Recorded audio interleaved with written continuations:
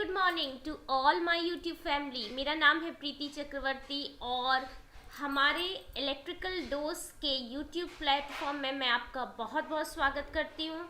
Friends, आप सबको पता है कि PGCIL ने रिक्रूटमेंट को जारी कर दिया है और उसी सीरीज़ में हमने PGCIL के लिए बैच लॉन्च किया है, जिसको बच्चों की एक कहते हैं कि भारी डिमांड थी कि मैम हमें इतने कम समय में ऐसा चाहिए कि सिर्फ जहाँ पे एक कंसोलिडेटेड टाइप का डेटा मिल सके, हमें यहाँ वहाँ भटक ना पड़े। तो वो चीज़ का सोल्यूशन हमारे संकल्प बैच में है, जहाँ पे आपको video lectures plus PDF notes provide किए जाएंगे according to previous year question papers. MCQ solve कराए जाएंगे मेरे और सर के द्वारा। साथ ही साथ आपको टेस्ट सीरीज़ भी अवेलेबल की जाती है। फ्रेंड्स, अभी जाइए और इलेक्ट्रिकल डोज की ऐप में जाकर संकल्प बैच को आप ज्वाइन कर सकते हैं। और अभी तक हमारी जो है बेसिक इलेक्ट्रिकल इंजीनियरिंग जो है वो हमारा सब्जेक्ट नंबर 1 हमने स्टार्ट किया है। और आप सब जानते हैं फ्रेंड्स कि मैंने आप लोगों को जो है वो पूरा एनालिसिस करा दिया था कि अगर हमें इस एग्ज़ाम को क्लियर करना है तो हमें बेसिक इलेक्ट्रिकल बहुत अच्छे से पढ़ना पड़ेगा, पावर सिस्टम बहुत अच्छे से पढ़ना पड़ेगा, मशीन बहुत अच्छे से करना पड़ेगा, कंट्रोल सिस्टम बहुत अच्छे से पढ़ना पड़ेगा। इसके अलावा इलेक्ट्रॉनिक्स की हमें नॉलेज होनी चाहिए, डिजिटल की हमें नॉलेज होनी चाहिए, एनालॉग की हमें नॉलेज होनी चाहिए, पावर इलेक्ट्रॉनिक्स की हमें नॉलेज भी अच्छी होनी चाहिए। साथ ही साथ में हम कुछ PLC, SCADA,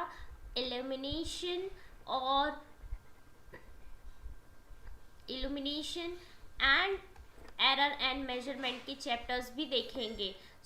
ये जो है फ्रेंड्स, ये एक कंप्लीट स्ट्रेटजी है कि हमारे इस बैच में आपको इन सारे सब्जेक्ट से रिलेटेड कंसोलिडेटेड डेटा, अगर आपने मेरी प्रीवियस क्लासेस देखी है तो आपको समझ में आ गया होगा कि आपकी जो मेहनत है वो उसको हम जो है रिड्यूस कर देते हैं।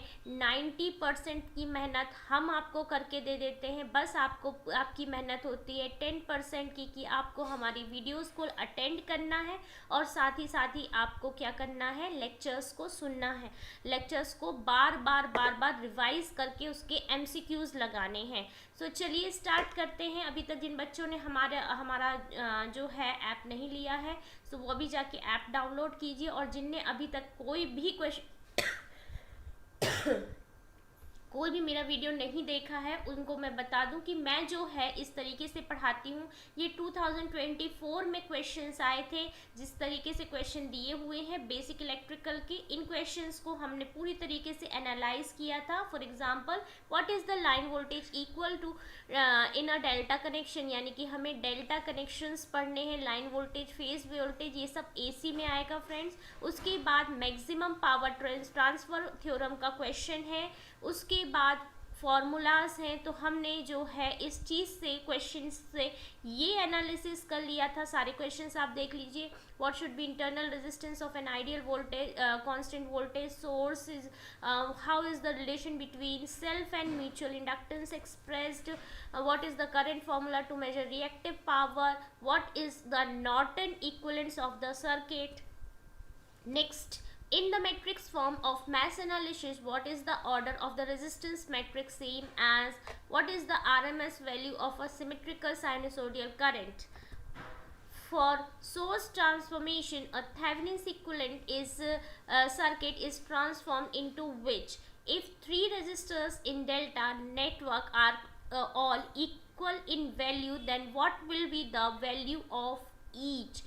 इससे आपने एनालिसिस ये लगाया है कि हमें जितने भी फॉर्मूलेज हैं, जितनी भी थ्योरम्स हैं और जितनी भी थ्योरी पार्ट से क्वेश्चंस बन सकते हैं, हमें उन्हें बहुत अच्छे से करना है। ये इस तरीके का एनालिसिस लेके हम सिर्फ और सिर्फ PGCIL से रिलेटेड चीज़ें ही पढ़ेंगे।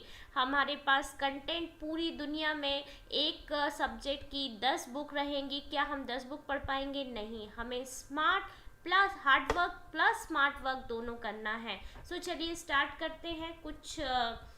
सबसे पहले आप लोगों को, अगर आपने मेरी प्रीवियस ईयर क्लासेस नहीं देखी हैं तो चलिए एक क्विक रिवीजन कर लेते हैं। मैंने आपको मैटर्स बताया था कि मैटर जो होता है फ्रेंड्स, कोई भी मैटर जो होता है वो सॉलिड, लिक्विड या गैस के फॉर्म में होता है। सॉलिड, लिक्विड या गैस के फॉर्म में होता है और इनके के बीच में इंटर एटॉमिक स्पेसिंग ही है जो इन्हें सॉलिड, लिक्विड या गैस बनाएगी। जिनकी इंटर एटॉमिक स्पेस बिल्कुल कम है वो सॉलिड में आते हैं और जिनकी थोड़ी कम है वो लिक्विड में आते हैं, जिनकी ज़्यादा वो गैस में आते हैं। सो यहाँ पे ये समझ में आ गया कि मेटल्स जो होते हैं वो एटम से बने होते हैं। अब ये एक्चुअली में एटम है क्या?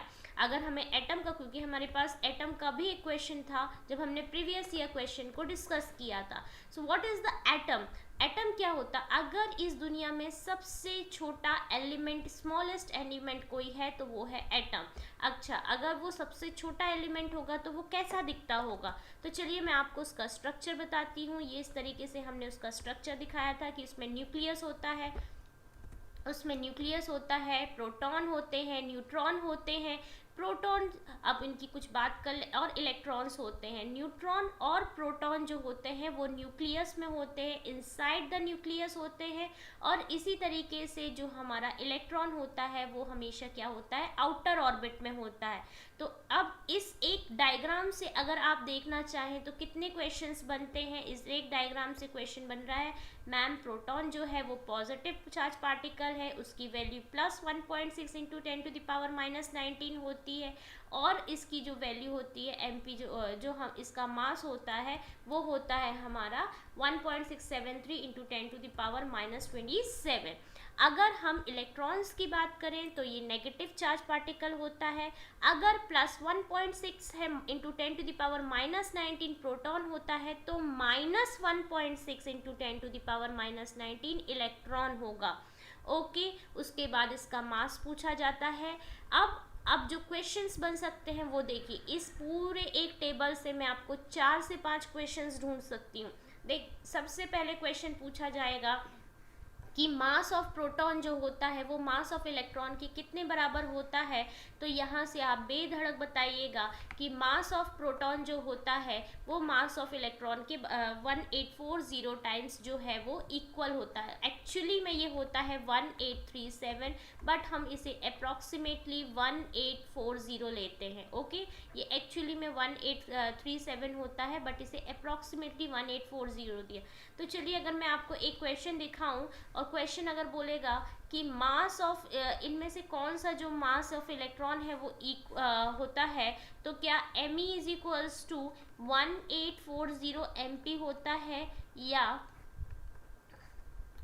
Me अपॉन MP जो होता है वो 1840 होता है, या MP अपॉन Me जो होता है वो 1840 होता है? तो अगर आप अच्छे से देखेंगे तो फ्रेंड्स ये नहीं होता है, क्योंकि हमने MP इज इक्वल्स टू क्या पढ़ा था? 1840 Me, राइट? यानी कि ये वाला जो क्वेश्चन ऑप्शन रहेगा वो आपका करेक्ट रहेगा। तो इससे समझ रहे हैं आप, इससे आप ये समझ रहे हैं कि अगर आप किसी चीज़ की थ्योरी पढ़ रहे हैं तो उसका न्यूमेरिकल करना भी कितना इम्पॉर्टेंट होता है, क्योंकि न्यूमेरिकल करते टाइम हम लोग घबरा जाते हैं, हम वैल्यूज़ भूल जाते हैं। सो इसलिए सारे न्यूमेरिकल्स भी बहुत अच्छे से करना है। अब अगर दूसरा क्वेश्चन, यहाँ पे एक क्वेश्चन मैंने आपको ये बना दिया कि मास ऑफ न्यूट्रॉन और इलेक्ट्रॉन क्या होता है। सो ये एक क्वेश्चन बन गया। उसके बाद इलेक्ट्रॉन की वैल्यू और प्रोटॉन की वैल्यू पूछ ली जाएगी, सेकंड क्वेश्चन हो गया। उसके बाद कि जो प्रोटॉन और न्यूट्रॉन होते हैं, ये ऐसा क्वेश्चन पूछा जाएगा कि which of the following is found in nucleus. ठीक है, इनसाइड द न्यूक्लियस। तो कौन कौन से पाए जाते हैं? Proton electron, proton neutron, proton या न्यूट्रॉन बस। तब आपका दिमाग, इतना आपको ये चीज़ पता होनी चाहिए कि प्रोटॉन और न्यूट्रॉन जो होते हैं वो हमेशा इनसाइड द न्यूक्लियस होते हैं, जबकि जो इलेक्ट्रॉन होता है वो हमेशा आउटर साइड में होता है, आउटर सेल में होता है। सो तीसरा क्वेश्चन भी यहाँ से चौथा क्वेश्चन बन गया। अब यहाँ पे पांचवा क्वेश्चन बनाते हैं कि कोई भी एटम जो है अगर वो प्रोटॉन न्यूट्रॉन और इलेक्ट्रॉन से बना है। हाँ, न्यूट्रॉन जो होता है वो चार्जलेस होता है, तो अगर कोई एटम जो है वो प्रोटॉन न्यूट्रॉन प्लस इलेक्ट्रॉन से बना है तो प्रोटॉन पॉजिटिव होता है, इलेक्ट्रॉन अगर नेगेटिव होता है और न्यूट्रॉन का तो कोई चार्ज, तो ये दोनों तो आपस में कैंसिल कर देंगे, यानी कि जो एटम रहेगा वो कैसा होता है, चार्जलेस होता है। चलिए, सो यहाँ पे मैंने आपको पूरा टेबल समझा दिया था, सारी वैल्यूज़ बता दी थी। आगे बढ़ते हैं। मैंने इसी तरीके से मटेरियल्स को भी कैटेगराइज किया था कि जो हमारे मटेरियल्स होते हैं वो कंडक्टर्स, सेमीकंडक्टर्स और इंसुलेटर्स में डिवाइड होते हैं। कोई भी एलिमेंट कंडक्टर तब बनता है जब उसके फ्री इलेक्ट्रॉन्स जो होते हैं वो बैलेंस बैंड को छोड़ के कंडक्शन बैंड में आते हैं। ये मैंने आपको एक पूरा तरीके से बताया था। एक छोटा सा ओवरव्यू, क्योंकि क्विक रिवीजन कर रहे हैं, फटाक से एक रिवीजन दे देते हैं कि ये हमारा जो है, ये हमारा किसी भी एलिमेंट का जो है बेसिक स्ट्रक्चर होता है, जहाँ पे ये हमारा बैलेंस बैंड होता है, ये हमारा कंडक्शन बैंड होता है, ये हमारा एनर्जी गैप होता है। अब जितने भी एलिमेंट्स जो होते हैं, अगर इनके जो, अब हर एक एलिमेंट के कुछ ना कुछ जो होते हैं बैलेंस बैंड में इलेक्ट्रॉन्स होते हैं। फॉर एग्जांपल, अगर किसी के पास 4 है, किसी के पास 2 है, किसी के पास 3 है, लेकिन हर एलिमेंट के कुछ ना कुछ जो होते हैं, बहुत ही कम ऐसे होते हैं जिनके जो होते हैं बैलेंस बैंड में इलेक्ट्रॉन्स नहीं होते। लेकिन बैलेंस बैंड के फ्री इलेक्ट्रॉन्स की खासियत ये होती है कि ये करंट को फ्लो नहीं कराते। ये करंट को फ्लो कब कराते हैं, जब बैलेंस बैंड के फ्री इलेक्ट्रॉन्स जो होते हैं वो कहाँ चले जाते हैं, कंडक्शन बैंड में चले जाते हैं। बस आपको इतनी सी बात याद रखना है कि जब बैलेंस बैंड के इलेक्ट्रॉन इस एनर्जी गैप को तोड़ के कंडक्शन बैंड में चले जाते हैं, सिर्फ और सिर्फ तभी एनर्जी फ्लो करती है। आई होप क्लियर हो रहा होगा। सो अगर ऐसा होता है तो अगर ऐसा होता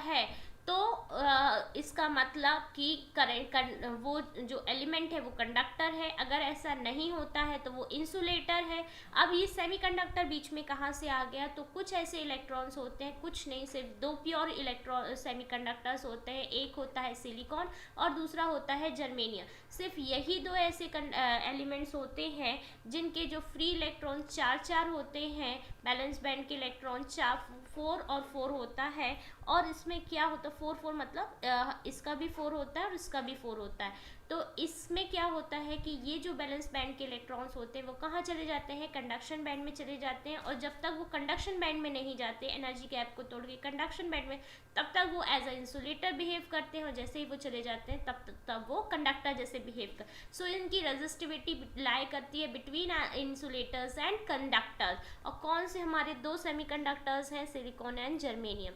जितने भी मेटल्स होते हैं वो गुड कंडक्टर होते हैं, चाहे वो सिल्वर, कॉपर, गोल्ड, एल्यूमिनियम। और इनके अमंग जो है सबसे ज़्यादा सिल्वर जो होता है,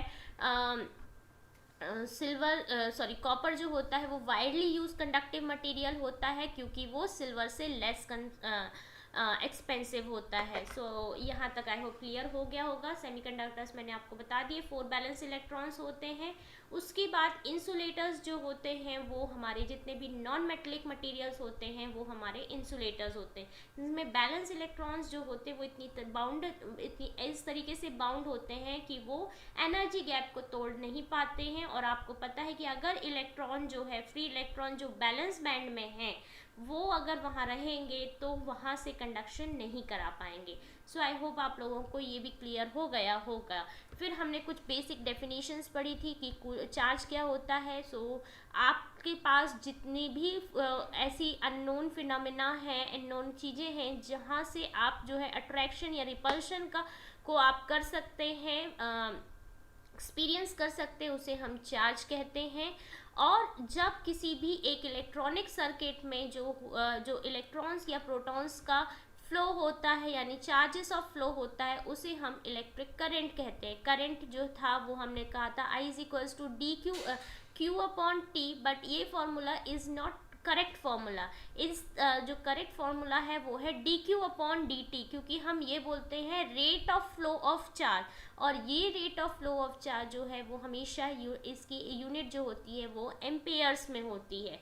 फिर हमने कुछ डेफिनेशन पढ़ी थी पोटेंशियल डिफरेंस। तो मैंने आपको समझाया था कि पोटेंशियल डिफरेंस कुछ नहीं, वो एक्चुअली में वो अगर कोई सर्किट ले रहे हैं तो उस सर्किट में अगर मान लीजिए फॉर एग्जांपल मेरे पास ये सर्किट है, इस तरीके का सर्किट है, और इस सर्किट में हम क्या करते हैं, सप्लाई देते हैं यानी कि वोल्टेज। अब ये वोल्टेज क्या है, देखिए जब तक क्या हमने वोल्टेज नहीं दिया था तब तक ये चार्जेस फ्लो करना चालू नहीं किए थे, तब तक यहाँ से ये ये यहाँ पे बह नहीं रहे थे। अब ये बहेंगे कब, ये फ्लो कब करेंगे, ये तभी फ्लो करेंगे जब कोई इन्हें धक्का देगा, यानी कि क्या होगा, फोर्स देगा।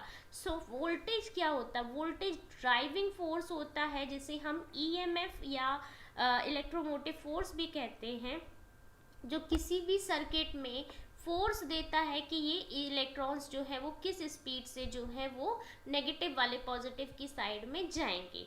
और इसकी यूनिट हमने क्या पढ़ी थी, वोल्ट पढ़ी थी। ये तो मैंने आपको ईएमएफ समझाया। लेकिन देखिए अगर वोल्टेज हम यहाँ से यहाँ दे रहे हैं तो इस टाइम पे यहाँ इसका, इस पॉइंट पे इसका वोल्टेज कुछ और होगा, पोटेंशियल कुछ और होगा, और उसके बाद जब ये जो इलेक्ट्रॉन और प्रोटॉन जो है वो आपस में टकराएंगे और कोलिजन होगा, कुछ एनर्जी निकलेगी, उसके बाद यहाँ पे जो वोल्टेज रहेगा, सॉरी जो पोटेंशियल रहेगा वो कुछ और हो जाएगा। तो इन दोनों के बीच में वी माइनस वी ए जो डिफरेंस होता है वही जो होता है हमारा पोटेंशियल डिफरेंस होता है। नेक्स्ट आ जाइए रेजिस्टेंस पे। अब मैंने आप लोगों को बहुत अच्छे से समझाया था कि एक सर्किट जब हम पढ़ते हैं तो उसमें हम करंट पढ़ते हैं, हम उसमें वोल्टेज पढ़ते हैं, फिर उसमें रेजिस्टेंस की ज़रूरत क्यों होती है, तो रेजिस्टेंस की ज़रूरत सिर्फ और सिर्फ क्या इसलिए होती है ताकि हम करंट को रेजिस्ट कर सकें, लिमिट कर सकें। अब वो ऐसा क्यों करते हैं, क्योंकि हमें नहीं पता कि जो हम फोर्स सर्किट में जो हमने जो दिया है उसके कारण ओकेजनली कितना एटम्स जो हैं आपस में कोलाइड कर दें या कितनी एनर्जी जो है वो निकले। तो इस एनर्जी को जो एनर्जी होती है उसे रेस्ट्रिक्ट करने के लिए और जो करंट है उसे रेस्ट्रिक्ट करने के लिए कि वो जितना सर्किट में रिक्वायर्ड करंट है उससे ज़्यादा ना हो, वो अपनी लिमिट में रहे, इसलिए हम रेजिस्टेंस की जो है वो डेफिनेशन पढ़ते हैं। सो resistance is the opposition of the two the flow of current, और इसे ग्रीक लेटर ओमेगा के कारण जो इसका जो सिंबल होता है वो आर होता है, जबकि जो इसकी यूनिट होती है वो होती है ओमेगा, और ओमेगा को हम इस तरीके से लिखते हैं। फिर उसके बाद मैंने कुछ आपको बताए थे कि किसी भी चीज़ का रेजिस्टेंस जो होता है उस वायर के लेंथ पे डिपेंड करता है, उस वायर के क्रॉस सेक्शन एरिया पे डिपेंड करता है, और जो है उसके मटेरियल पे डिपेंड करता है, साथ ही साथ टेम्परेचर पे भी डिपेंड करता है। सो अगर हम लेंथ 1 मीटर, फिर उसके बाद हमने फॉर्मूला बनाया था कि अगर लेंथ पे डिपेंड करता है, एरिया पे डिपेंड करता है, दोनों को कंबाइन करेंगे तो हमारा R इज इक्वल्स टू क्या बनेगा, L/A। और जब हम इस प्रोपोर्शनैलिटी को हटाते थे तो हम एक कांस्टेंट लेते थे जिसे हम कहते थे रो, और रो क्या होता था, रो होता था हमारा स्पेसिफिक रेजिस्टेंस या फिर रेजिस्टिविटी। सो फिर कुछ रेजिस्टिविटी देखी थी हमने कुछ मटेरियल्स की। नेक्स्ट फिर हमने कुछ लॉस पढ़े थे। ओम्स लॉ क्या होता है, KCL, KVL, mesh loop, nodal analysis, हम ये सारी की सारी मेथड्स पढ़ेंगे ताकि हम एक सर्किट को ईजी बना सके और उसे सॉल्व कर सके। सो कल फिर उसके बाद सबसे पहला जो हमने पढ़ा था वो ये पढ़ा था कि किसी भी रजिस्टर को देखकर आप कैसे उसको कलर पहचान सकते थे, और साथ ही साथ मैंने एक प्रीवियस ईयर क्वेश्चन पेपर भी आपको सॉल्व कराया था, प्रीवियस ईयर क्वेश्चन भी कलर कोडिंग से रिलेटेड सॉल्व कराया था कि कलर कोडिंग ऑफ रेजिस्टेंस को देख के कैसे कर सकते हैं। हमने एक कोड बनाया था, BB ROY, Great Britain, has a very good wife, और इस जो ये रजिस्टर है इसे देख के हमने इसकी कलर कोडिंग की थी कि ये बीबी रॉय वाला आप बना देंगे। बीबी मतलब black, brown, red, orange, yellow, green, blue, violet, grey, white, और गोल्ड और सिल्वर जो होते हैं वो अलग से दो होते हैं। सबके नीचे आप नंबरिंग करेंगे, सेकंड थर्ड टेबल में मल्टीप्लायर लिखेंगे और फोर्थ टेबल में हमें दो टॉलरेंस काम के होते हैं, गोल्ड और सिल्वर, +-5% और +-10%। ये क्लास जिसने भी नहीं देखी है प्लीज़ जाकर हमारे यूट्यूब चैनल पे ये क्लास डली हुई है, आप उसे देख सकते हैं। इसके बाद हमने आपको बताया था कि अगर कोई एक सर्किट है तो उस सर्किट को हम किस तरीके से सॉल्व कर सकते हैं। उसमें जो रेजिस्टर्स लगे होते हैं, सॉल्व करने से पहले हमें उसे पहचानना होता है कि जो रेजिस्टर जो है वो किस तरीके का रेजिस्टर है, सीरीज कनेक्शन है या फिर पैरेलल कनेक्शन है। अब ये पहचानने का मैंने आपको ट्रिक बताई थी कि अगर सीरीज कनेक्शन है, अगर कोई भी सर्किट जो है वो सीरीज कनेक्शन है, इसका मतलब कि उसमें करंट डिवाइड नहीं होगी। अगर कोई भी कनेक्शन जो है इस तरीके का कनेक्शन है तो उसमें हम उसे हम सीरीज़ बोलते हैं, क्योंकि यहाँ से देखिए करंट, एक ही करंट जो है वो थ्रू आउट द सर्किट जो है वो फ्लो करेगी, ठीक है ना। सो सीरीज़ में करंट डिवाइड नहीं होती है, पैरेलल में करंट डिवाइड होती है, सीरीज़ में वोल्टेज डिवाइड होता है। हर एक रेजिस्टर के अक्रॉस वोल्टेज जो होता है वो अपना खुद का होता है। अब सीरीज को सॉल्व कैसे करते हैं, R=R1 + R2 + R3।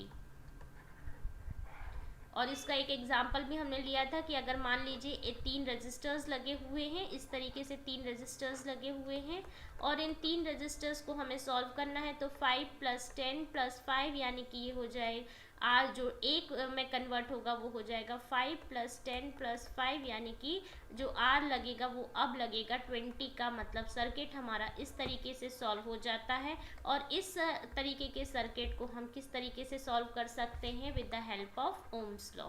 अब ये ओम्स लॉ क्या होता है, चलिए इसे भी थोड़ा सा देख लेते हैं। ओम्स लॉ क्या होता है कि किसी भी करंट में flowing through a conductor, the current flowing through a conductor is directly proportional to the potential difference across the conductor provided temperature remains constant. यानी कि किसी भी सर्किट में अगर कोई हमारा एक सर्किट है इस तरीके का, मैंने आपको बताया था कि एक बेसिक सर्किट होता है, इस बेसिक सर्किट में हमारे पास 3 चीज़ें होती हैं, वोल्टेज, करंट। अब इस डेफिनेशन के अकॉर्डिंग कि जो करंट फ्लो होता है थ्रू अ कंडक्टर, किसी भी कंडक्टर में फ्लो होने वाला करंट वो उसके पोटेंशियल डिफरेंस के डायरेक्टली प्रोपोर्शनल होगा। इज इट ट्रू और wrong? It is true. Why? क्योंकि अगर मैं यहाँ पे 5 वोल्ट की बैटरी दूंगी तब यहाँ पे करंट जो है, जो इलेक्ट्रॉन्स हैं वो फ्लो करेंगे, धीरे धीरे फ्लो करेंगे। लेकिन अगर मैं इसी को 50 वोल्ट की बैटरी दे दूँ तब जो करंट रहेगा वो इतना जल्दी जो चार्जेस रहेंगे वो फ्लो करेंगे और करंट जो रहेगा बहुत ज़्यादा फ्लो करेगा। सो जैसे जैसे हम पोटेंशियल चेंज करेंगे वैसे वैसे हमारा करंट जो है वो बढ़ेगा। तो इससे हमने निकाला था कि V जो है अगर I के प्रोपोर्शनैलिटी में है तो V = क्या हो जाएगा, IR। यहाँ पे एक प्रोपोर्शनैलिटी को कौन रिप्लेस करता है, R रिप्लेस करता है, और V = क्या हो जाएगा, IR। Remaining temperature remains constant, क्योंकि ये टेम्परेचर का करंट पे इफेक्ट पड़ता है। सो V इसी से हमें एक और मिल जाएगा, V/I = R। और क्योंकि R जो है वो कांस्टेंट होते हैं, सो ये इस तरीके से ये हमारी अगर हम ग्राफ बनाएं तो V/I जो है वो क्या हो जाता है, V/I = R। अब ये क्या होता है, जितने भी लीनियर सर्किट्स होते हैं फ्रेंड्स, जितने भी लीनियर सर्किट्स होते हैं वो क्या होते हैं, ओम्स लॉ को फॉलो करते हैं, ठीक है। तो हम कोशिश यही करेंगे कि हम चाहे कोई भी सर्किट बनाएं, हम लास्ट में उसे इस कंपाइल फॉर्म में लाने की कोशिश करें, जैसे के लिए आपके लिए मैं कर रही हूँ कि आपके इतने सारे जो कोर्स है उसे कंपाइल करके मैं आपको एक शॉर्ट एंड स्वीट ये सर्किट दे रही हूँ कि बस अब आप पढ़िए, रिवीजन कीजिए, MCQs कीजिए। जोक सपाट, चलिए आगे बढ़ते हैं। सो हमने सीरीज कनेक्शन मैंने आपको बता दिया था। पैरेलल कनेक्शन में आइए, अगर करंट, अब जिस तरीके से ये सर्किट है, इस सर्किट को देखिए फ्रेंड्स, अगर ये सर्किट है और इस सर्किट में अब करंट जो है, इस सर्किट में, ये सर्किट है हमारा, ठीक है। अब यहाँ से करंट आई जा रहा है, यहाँ वोल्टेज दिया, यहाँ करंट आई जा रहा है। अब इस आई को 3 रास्ते मिल रहे हैं, 1 2 3। अगर इस सर्किट को 3 रास्ते मिल रहे हैं यानी करंट जो है वो डिवाइड हो सकता होगा, हो सकता है नहीं होगा। और अगर करंट डिवाइड होगा तो वो सर्किट हमारा क्या होगा, पैरेलल सर्किट।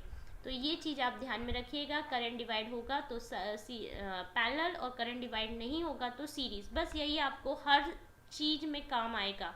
अब फॉर एग्जांपल जब हम इसको सर्किट को सॉल्व करेंगे तो 1/r is equals to 1/r1 plus 1/r2 तो 1+1/r3। तो अगर मैं इसकी वैल्यू 2 ले लूँ तो ये हो जाएगा 1/2 प्लस 1/2 प्लस 1/2 और एलसीएम ले लीजिए तो ये हो जाएगा 2 और 1 प्लस 1 प्लस तो 3/2। बट ये जो वैल्यू आती है वो आती है 1/r की। तो हम हमेशा क्या करेंगे, r को उल्टा करेंगे, 2/3 और यूनिट क्या आएगी, ओम।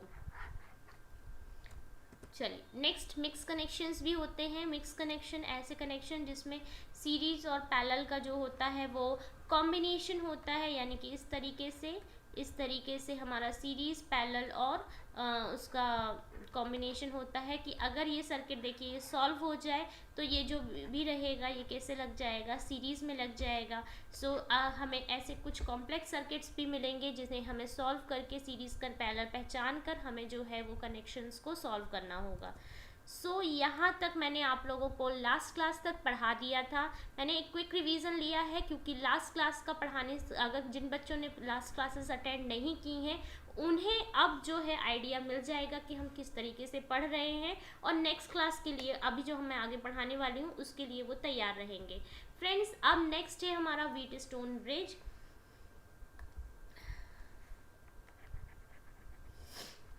व्हीटस्टोन ब्रिज, अब ये व्हीटस्टोन ब्रिज क्या होता है, देखिए फ्रेंड्स व्हीटस्टोन ब्रिज का क्या मतलब होता है।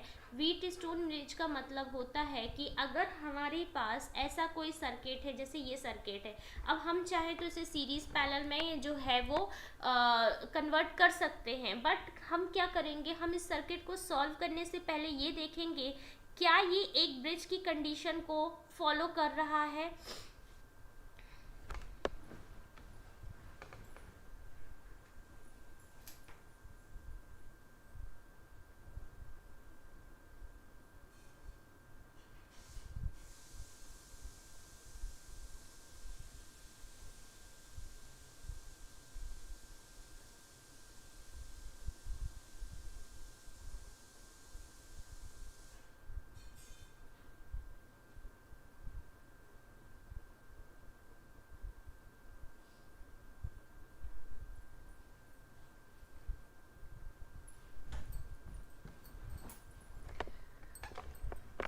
जी फ्रेंड्स, तो हम क्या इसमें करते हैं कि क्या ये व्हीटस्टोन ब्रिज की कंडीशन को फॉलो कर रहा है। अगर ये व्हीटस्टोन ब्रिज की कंडीशन को फॉलो कर रहा है तब तो हमारे लिए एक बना बनाया फॉर्मूला है जिससे हम उस अननोन रेजिस्टेंस को निकाल सकते हैं। सो व्हीटस्टोन ब्रिज की सबसे पहले कुछ रिक्वायरमेंट सुन लीजिए कि हमारे पास 4 रेजिस्टेंस होना चाहिए, 4 रेजिस्टेंस होना चाहिए, ये कंपलसरी है। इन 4 रेजिस्टेंस में 2 रेजिस्टेंस तो जो होते हैं, 2 रेजिस्टेंस मेरे नोन रेजिस्टेंस होते हैं, एक रेजिस्टेंस हमारा वेरिएबल होता है और एक रेजिस्टेंस जो होता है वो हमारा जो होता है अननोन होता है और इसी रेजिस्टेंस को हमें निकालना होता है। आई होप क्लियर हो गया। 4 रेजिस्टेंस होते हैं, इन 4 रेजिस्टेंस में से 2 हमारे नोन रेजिस्टेंस होते हैं, एक हमारा वेरिएबल रेजिस्टेंस होता है और एक हमें निकालना रहता है। तो हम इसका पूरा डेरिवेशन नहीं करेंगे, बस मैं आपको बेसिक रिक्वायरमेंट समझा देती हूँ। फॉर एग्जांपल कि अगर P की वैल्यू जो है वो 10 है, Q की वैल्यू 20 है, इसकी वैल्यू जो है वो है 30 और इसकी वैल्यू जो है वो 60 है, ध्यान रखिएगा, ठीक है। तो अगर हम ये फॉर्मूला लगाएं P/Q is equals to R/S का फॉर्मूला लगाएं, तब जो इन दोनों की वैल्यू है, जो रेशियो है वो सेम अगर होते हैं, for example 10/20 is equals to 30/60 और इसे सॉल्व करेंगे तो ये भी 1/2 आएगा, यानी दोनों साइड क्या आ रहा है, 1/2 आ रहा है। इसका मतलब फ्रेंड्स कि अगर हमारे पास ऐसा कोई ब्रिज है जो बैलेंस कंडीशन में है, तब हम ये मानते हैं कि इसमें जो गैल्वेनोमीटर लगा है इसे हम निगलेक्ट कर देते हैं, और ये जो करंट गैल्वेनोमीटर की करंट जो करंट IG होती है वो ज़ीरो हो जाती है, नेग्लिजिबल हो जाती है। तब ये सर्किट जो है वो इस तरीके से काम करता है, P/Q is equals to R/S। तो अगर आपके पास इस तरीके का क्वेश्चन आता है कि if a bridge is in balance condition then find the value of S, तो आपको आंख बंद करके इस फॉर्मूले को लगाना है, बाकी की 3 वैल्यूज़ को रखना है, चौथी वैल्यूज़ अपने आप आ जाएगी। क्लियर हो गया होगा। एक क्वेश्चन दे देती हूँ, मैं आपको करवा देती हूँ। फॉर एग्जाम्पल क्वेश्चन दिया हुआ है, if a bridge is in balance condition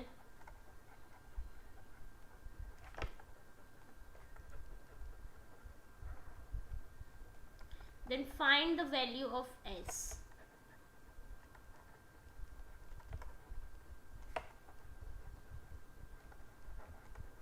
ठीक है,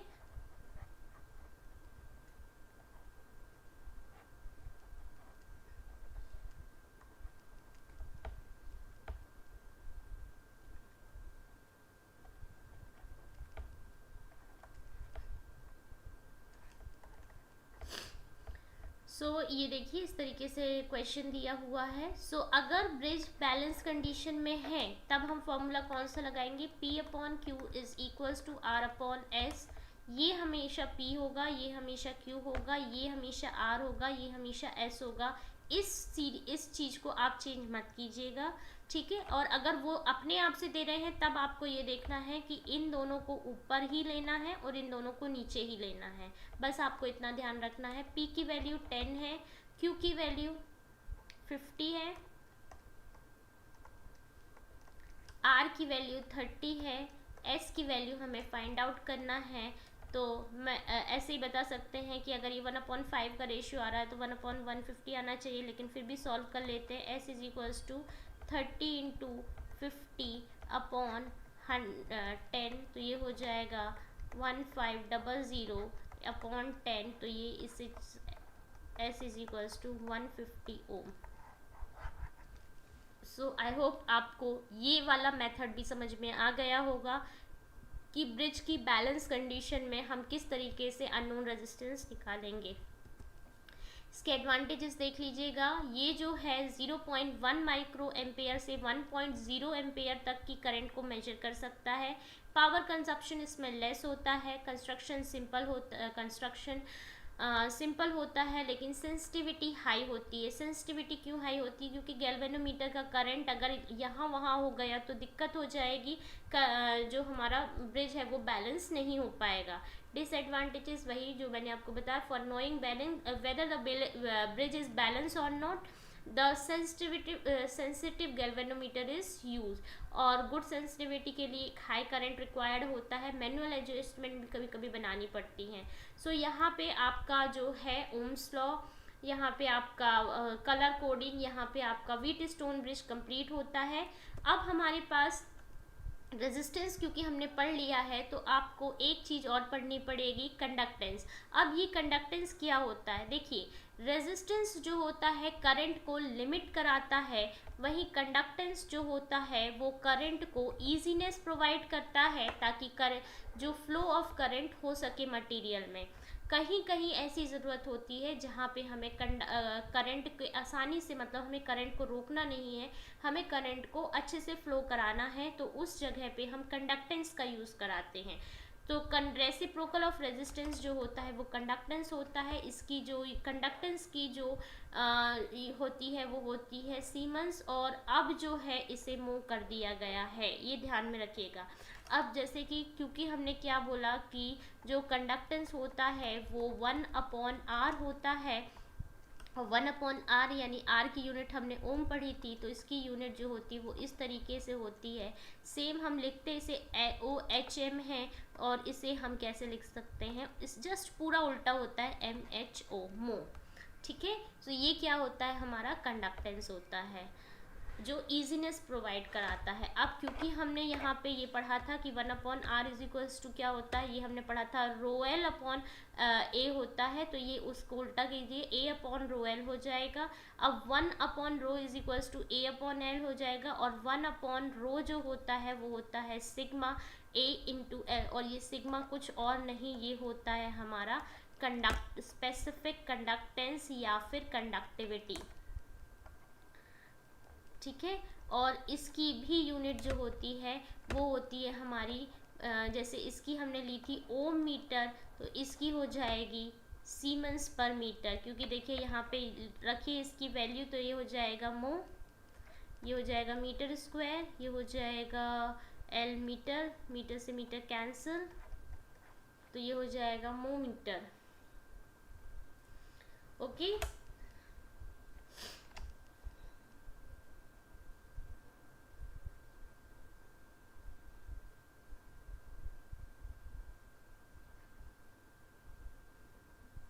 okay, sorry, sorry,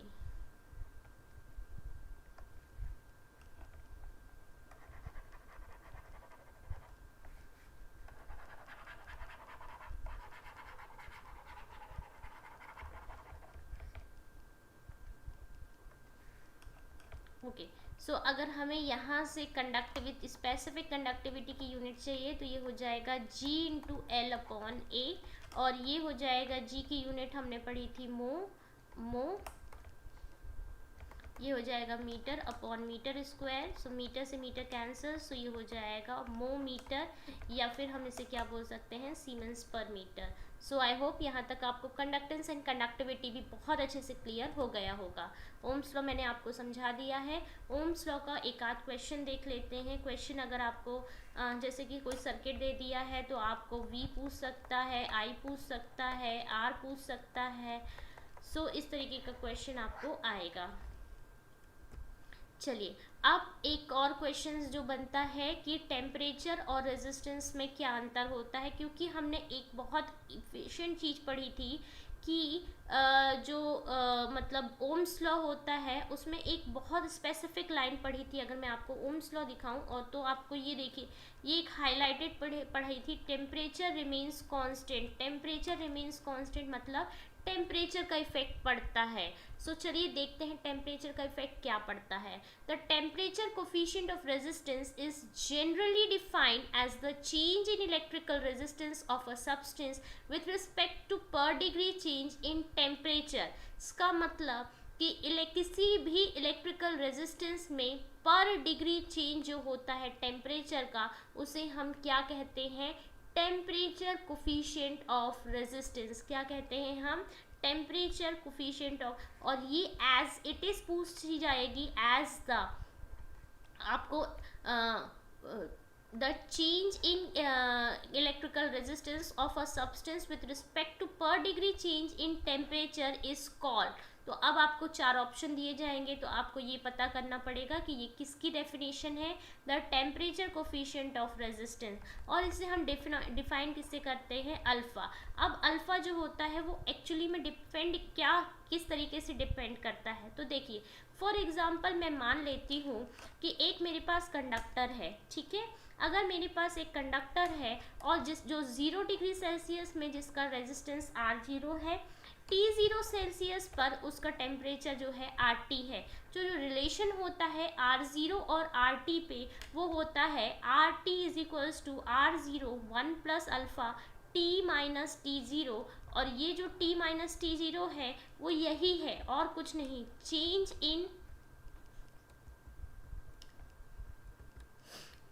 in electrical resistance of a substance with respect to per degree change in temperature। So यही जो है ये बन जाएगा हमारा R0 is equals to 1 plus alpha del t. Okay, so ये इसका क्या होता है, रिलेशन होता है। Hence, it is clear from the above equation that the change in electrical resistance of any substance due to temperature depends mainly on three factors. कौन कौन से तीन फैक्टर्स पे डिपेंड करता है? एक तो वैल्यू ऑफ इनिशियल टेम्परेचर, मतलब इस इनिशियल टेम्परेचर की वैल्यू पे डिपेंड करता है। राइज इन टेम्परेचर, क्योंकि T-T0 दे रहे हैं तो कितना टेम्परेचर में राइज हो रहा है, द टेम्परेचर कोफिशिएंट, और ये देखिए अल्फा। ठीक है, तो ये इस तरीके से इक्वेशन बनती है। इस इक्वेशन को लिखकर आपसे ये क्वेश्चन पूछा जा सकता है। सबसे पहले तो ये इक्वेशन ही पूछी जा सकती है कि what is the relation between temperature and resistance, या फिर आपसे ये पूछा जा सकता है कि इस इक्वेशंस के अकॉर्डिंग जो टेम्परेचर इलेक्ट्रिकल रेजिस्टेंस जो होता है वो चेंज इन इलेक्ट्रिकल रेजिस्टेंस, यानी कि जो ये किस पे डिपेंड करता है, तो ये तीन चीज़ों पे डिपेंड करता है। अब ये जो रेजिस्टेंस ऑफ द कंडक्टर होता है वो इंक्रीज होता है। देखिए आप खुद सोचिए कि जैसे जैसे किसी भी टेम्परेचर किसी का राइज होगा तो जो रेजिस्टेंस रहेगा उसे भी इंक्रीज होना होगा, वो भी क्या होगा, इंक्रीज होगा।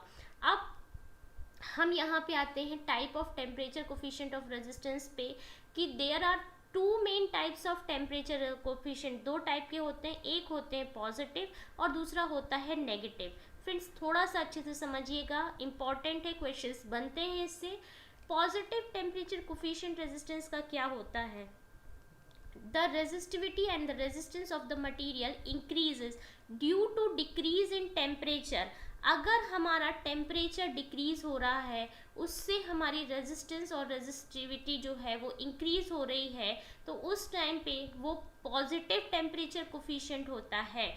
इस तरीके से मेटल का जो टेम्परेचर कोफिशिएंट होता है वो पॉजिटिव होता है, क्योंकि वो क्या होता है, कंडक्टर। लेकिन अगर हम सेमीकंडक्टर और इंसुलेटर्स की बात करें तो इसमें क्या होता है, डिक्रीज इन टेम्परेचर।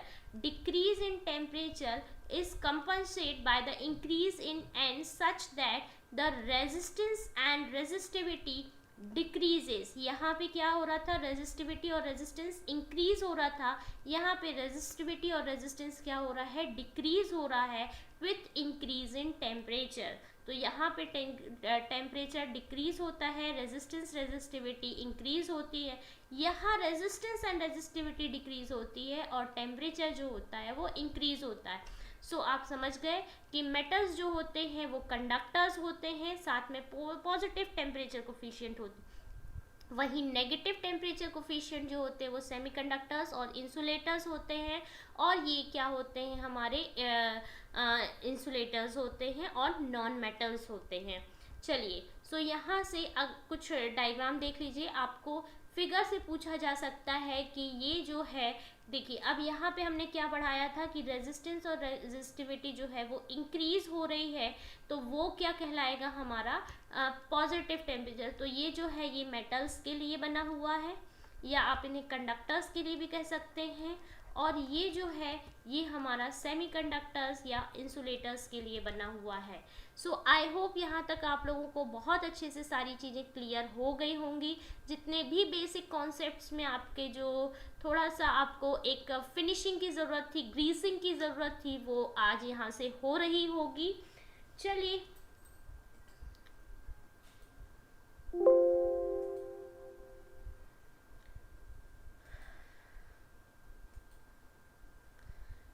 इस क्लास को अब यहीं ओवर करते हैं। नेक्स्ट क्लास में हम, क्योंकि हमें किरचॉफ्स लॉ बेसिक एनालिसिस करना है, सो ये चीज़